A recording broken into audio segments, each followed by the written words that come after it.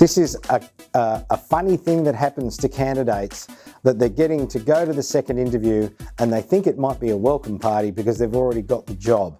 That is not the case. Usually, this is where you get introduced to maybe what we would call an unidentified decision maker.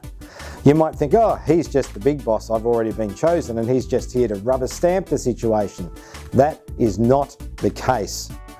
A lot of candidates will get through the interview, and I have had feedback, who was the person that turned up for the second interview, because they weren't the person that turned up for the first interview. So they made the wrong assumption that they'd got the job. Don't get caught in that trap. So what usually happens at the second interview is that you're asked to present. You're asked to present on a project, or your experience, or what you do in a certain situation, or your background and knowledge in a certain sector or area. And you go, okay, so, what's expected of me? In this situation, go straight back to the person that did the first interview and get clarification of what the presentation is going to be on.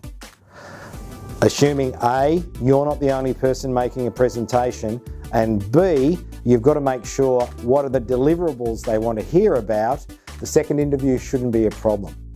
The other thing to remember at a second interview is that it's your chance to go back and ask all the questions that you thought of after the first interview that you didn't think of during the first interview. So if there's any clarification you want about the role, the key performance indicators, the responsibilities, the reporting structure, the expectations in the first 6 months, anything like that, it's time to ask at the second interview. This is also a great time for you to turn around and reinforce to the decision makers there that you're interested in the job and that you believe that you'd be able to do the role really well. And it's that confident close that you've got to get to. You've got to ask for the role.